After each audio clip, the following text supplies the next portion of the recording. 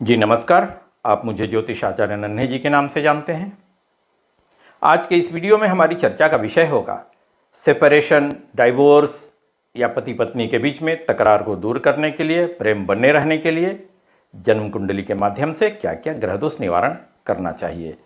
तो इस संदर्भ में सबसे पहले यह जान लिया जाए कि विवाह या वैवाहिक जीवन का विचार जन्म कुंडली के 7वें भाव और 7वें भाव के स्वामी की स्थिति से किया जाता है।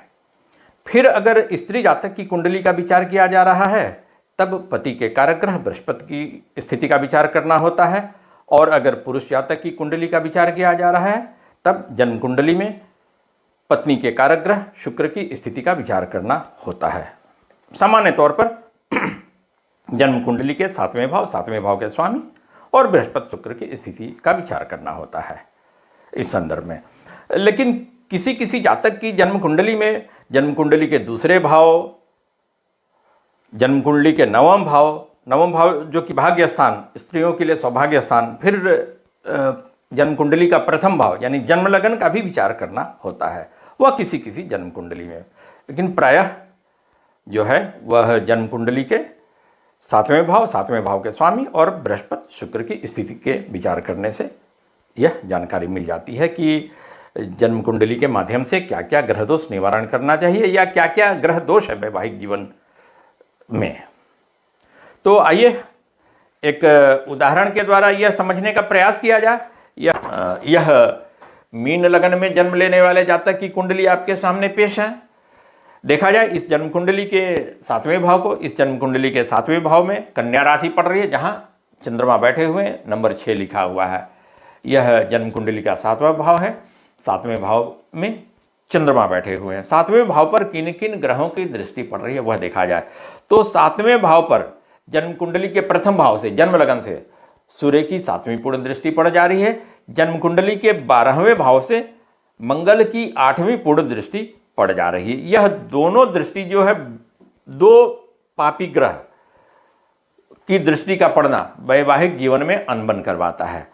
और फिर देखिए जन्म कुंडली के 7वें भाव के स्वामी को, तो जन्म कुंडली के 7वें भाव का स्वामी जो है वह बुध है। इस जहां नंबर 6 लिखा है, 6 का मतलब हो गया कन्या राशि के स्वामी बुध होते हैं। बुध जन्म कुंडली के 12वें भाव में मंगल के साथ में बैठे हुए, 12वें भाव में चले जाना 7वें भाव के स्वामी का, वह भी बहुत बड़ा दोष है।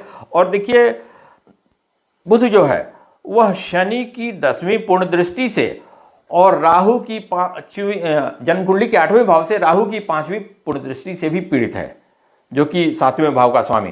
तो 7वें भाव के स्वामी बुध को भी शनि और राहु, दो पापी ग्रहों से, विच्छेद कारक ग्रहों से पीड़ा पहुंच रही है। इसका परिणाम हो सकता है कि पति पत्नी के बीच में कलह भी होवे और संबंध विच्छेद भी हो सकता है।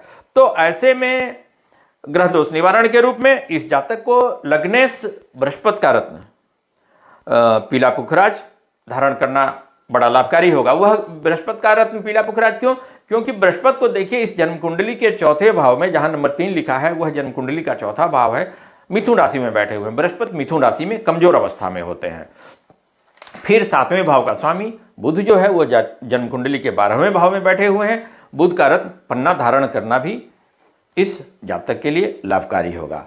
और शनि की शांति के लिए, राहु की शांति के लिए, चूंकि बुध ग्रह को शनि और राहु, 7वें भाव के स्वामी को शनि और राहु, दो पापी ग्रह पीड़ा पहुंचा रहे हैं, तो शनि और राहु की शांति के लिए रुद्र अष्टाध्यायी के मंत्रों से भगवान शिव का पूजन अभिषेक करना लाभकारी होगा इस जातक के लिए। और इस प्रकार हमने देखा कि इस जन्म कुंडली में वैवाहिक जीवन को सुखमय बनाने के लिए क्या क्या ग्रह दोष निवारण करना चाहिए इस जातक को।